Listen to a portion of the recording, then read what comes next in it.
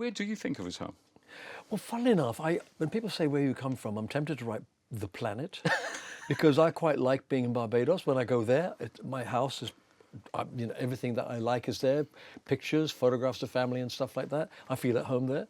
If I go to Portugal, which I will be going, I go every summer, and it's the same thing. I've made those houses homes for myself. And so I go from home to home, and I really do feel at home everywhere I go. Yeah. India? No, I haven't made that home, but it's memories I have of India, but not. I've never thought of it as a home. Yeah. Even though I spent my first 7 years of my life there. Yeah. Have you gone back? I've been back for a pet charity called Tear Fund, and I've been back 2 or 3 times for them. They were on different projects, and I went out there, and I actually did one concert out there in a cinema, and it on the top, on the big banner outside the front said "Welcome home, Cliff." It made me feel a bit guilty because I didn't feel like I'd come home. Because as kids in India, my parents were always saying, "One day we're going to go home to Blighty." And once I discovered where Blighty was, it was Britain, of course, I realised we all kept saying, "Oh, we're going to go home to Blighty." So you felt your home was somewhere else. But as a child, I enjoyed being there. I remember I have good memories of flying kites and walking about in floods because it was wet and it was easy. Kids loved that. But no, I never felt of it as home. And yet, something happened the other day. I was born in a place called Lucknow, and they had a festival there, a street artist festival. And the theme was famous people who came from Lucknow. And there's this picture of this artist, and he's about this big, and the picture on the wall is like this, and it's my face on there. I was so touched. I thought, oh my! After all these years, somebody still remembered that I was born there. It's fantastic. I was very thrilled. Now, before we get to the new album, the music, you've done something which I was very surprised at. Didn't expect it of you, but let's talk about you being on the tube. How many times are you getting that now? Well, quite a lot actually, but it's only because North Greenwich is such a long way away from the West End, and I thought, oh, it's London, I'll be able to go to restaurants very quickly. No. In fact, with Paul Gambaccini, we were coming back from the Houses of Parliament one time, and we dropped him off at Waterloo, and I was in an Uber, and the guy said, well, it shouldn't be too bad. It is rush hour, but it's only 9 miles. So we started. Well, 2 hours later, I got home. The only way I can get quickly into the West End is by tube.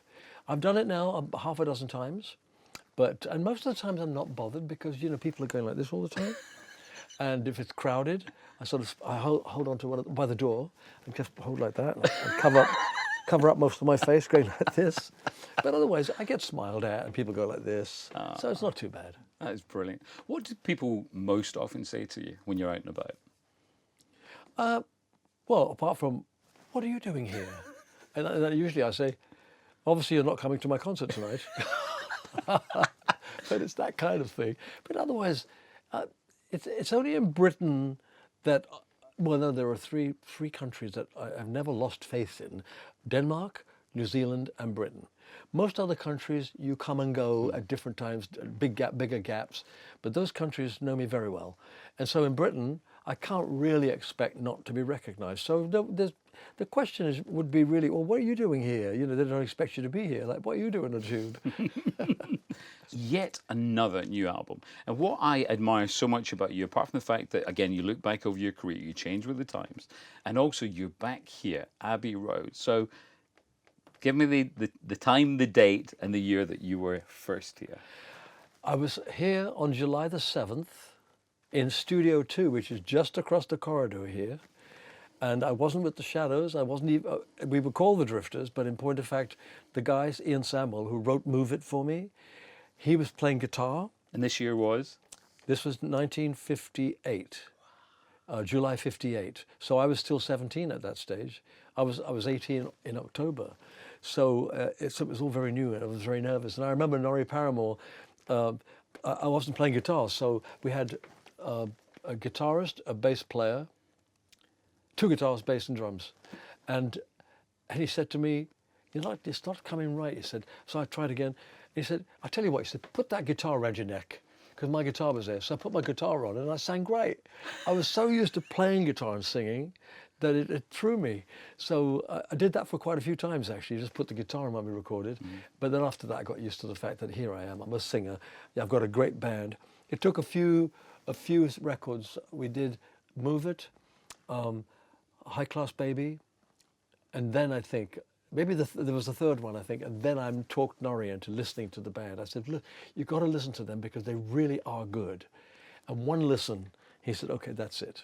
And we recorded after that for, I don't know, 10 years or so here. And we were here before the Beatles. Yeah. You know, the Beatles think they owned this place, but really I owned it first. Take that, boys. Well, I can understand it because Studio 2, I guess the Shadows and I kind of made it famous, but the Beatles loved it for the same reason. It was a strange big place for a small band. You know, we used to be in the corner somewhere, but there's a wooden staircase that goes straight up to the control room, and after every take we'd rush up to have a listen. It was a fantastic time, and I can understand why Paul and the others really liked it there, because we did get a good sound in that place. And did you mix a lot then when the other bands were here? No, well, for 5 years we didn't mix because they weren't here. Right here, yeah. And but once they came here, we found afterwards. I met Paul here for some kind of celebration here of, I don't know how many years of EMI or something, and we were talking about it, and he said to me, well, with EMI, it was definitely favoritism in your favor. And I said, well, you're joking. He said, well, every time we called, you were in Studio 2. I said, no. Bruce Welch has almost walked out of the contract because every time he called, you were in the studio. So this funny little fight was going on. And in the end, we made our records happily. So that's about as close as we got. And don't forget, once the Beatles made it, even though they were after us, when they made it, they were gone. I mean, it was another stratosphere. And we never really met up other than occasionally for certain things.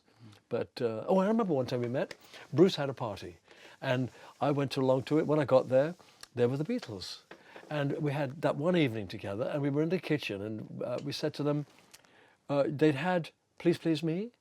And we said, well, what's going to follow it? They said, well, don't know. I don't think it's any good. And then Bruce said, can you play? Paul said, you've got a guitar. Bruce got the guitar out. They took the guitar and they went, down, down, down, down, down, down. We're going, oh no. It was so obviously a smash. Fantastic. Oh. Well, they did wonders for our industry, really. I think they were new and different, but not younger than us. No. They were the same age as us. Isn't it funny to think that we were all influenced by Elvis, Little Richard, Buddy Holly, Gene Vincent, the Everly Brothers? It all comes from the same thing, and we were just lucky enough to start 5 years before. In fact, I saw an article, and Paul McCartney said that, he said, we left the country because Cliff and the Shadows had it sewn up. I may have not quite got the quote right, but words to that effect. And so I always jokingly say to the press, well, of course, I played a major role in their career. They said, what do you mean? I said, because we drove them out. Then they came back and drove everybody out. I admire you so much, and you know that in so many different ways, but the fact that you keep changing things, over the years, you're changing the sound, and now a new album, because you don't need to do a new album. You don't need to do a new album of new things, but maybe you do. Maybe I do, because I've always considered myself a recording artist, and above being an entertainer or making films or TV, recording is how I started my life, really. And so when it was taken away from me, most of the time now I recorded songbook stuff, an album called The Broaders Brass. I've done rock and roll albums, classic rock and roll. But when Warner Music suggested I do an album of new songs, I thought it was fantastic. I thought it was a bit of a gamble on their part. It's difficult to get airplay anyway these days. But for someone of my age, to try and get airplay, I don't know how it's going to work. But they found me new writers, new songs. I love the songs. My voice hasn't changed that much, although I feel with the experience of singing so many different types of songs, from happy things like Congratulations, sad things like Miss Unites, tough things like Devil Woman, I have found a way of letting the song tell me how it should be sung. And that's what I love. When I did Devil Woman, for instance, Bruce was listening, Bruce produced that, and he's saying, try it again. The sound's it's not quite right. Can you try something different? And I thought, well, wait a minute, it's a sort of rock and roll song, but what about if I sang the verses almost like a ballad? So what I did was I went, I've had nothing but bad luck. And then, she's just a devil woman. and it made it so you find a sound. But the song told me to do that, really, not Bruce. So I mean, for me, it's just a great pleasure to go back into the studio as I did. I went to Miami and recorded it there. The tracks were all sent over to me. The groundwork really was sent to me, and I sang to that. I did some of my own backing vocals, which have been added to by, I wanted at least 2 other guys and maybe a girl as well to sing the harmonies that I had already sung, so that it wasn't too incestuous, just me singing with me. And brass and strings have gone onto the album. So I'm really, really happy with it. And I think this probably may be the last chance for me to do an album of brand new material again. When you say about doing backing vocals, I remember when I was so lucky to be involved in the musical Summer Holiday, and you were doing the backing vocals when Darren was singing the single. And I remember you doing your backing vocals, and I remember Brian Bennett saying, "Cliff, can we do it again because you sound too Cliff?" I know. They've always been mean to me, those. I said, "What's mean? Of course I sound like Cliff. I like to sound good." But it is amazing. I mean, your voice, if anything, has got even better. Well, it's I don't know about better, but I feel I control it more, and it's nicer to feel that you can hear a song and think, "Oh, I know, I'm going to really squeeze out the emotions of this one," and it's good to do that. I mean, that's what singers do, really. We're like actors to a certain extent. Actors can make you cry by the way they present it, and there's certainly a couple of songs that I can make people feel very good on this album, and hopefully there'll be a song that might bring a tear or two. But it's just a pleasure to be a singer, I think, and that's why some people ask me, well, how come you've lasted so long? And I think it's because I like it, and sometimes the fact that you love something comes across as well. And like going on stage, I love coming back. I don't work as hard as I used to work. Ross, instead of doing a 4-month tour, I'd rather do a 4-week tour and then go and have a rest again. In the meantime, of course, I record as well, and I've got to promote it. So it's still tough work, but I give myself more time away from it, and I appreciate that. Yeah. From the emotional side of things, it's so great to see you looking well, and all the, let's just call it the madness behind you now.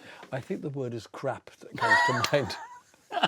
All that terrible, that's behind me. It's in my past now, and it's great. It's great for me because I sleep again and I feel good again, and it just feels right with me. And the public and fans and my family have been phenomenal. Because you see, the thing for me that really helped me survive it all is that nobody believed it. But I had to go through it, and maybe that's good, because even in the album is called Rise Up, and one of the lines is, "They're never going to break me down. They're never going to take me down. I'm going to rise up feeling stronger." And I do. I've risen up, and that's why I chose the title for the album. That hopefully I can show to people that I'm back out of the rubbish, out of the mire. So when does the album come out? It's coming out on the 23rd of November. No. Would you believe that? No. I mean, that's fantastic. What a great day to choose as well. I'm not sure what else is going on, but I hope nothing else is. Do you still get nervous about things like that? Not so much about the release of an album, but there is always a certain amount of, you're thinking, will it make it? Will it get a good critique? It's just always difficult until it actually makes its move. But you see, I don't expect much anymore. I'm quoting Andy Murray, who came back to play a couple of games because he's just had a hip operation, and he said, "I'm not expecting anything of myself. I'm just can't wait to get to play on the court." And I thought, that's how I feel. I can't expect anything from the public, because unless they hear you all the time, they're not likely to go for it. But the record company have got plans, promoting it, talking to you, talking about the album. It's going to be a big help to me. So there's just that little worry that I hope it's going to work. I'd like it to work, because for a start, I'd like to do another one. I think there are many more to come, as always. Thank you. Brilliant. Thanks, Ross. Thank you very Cliff. much. Thanks.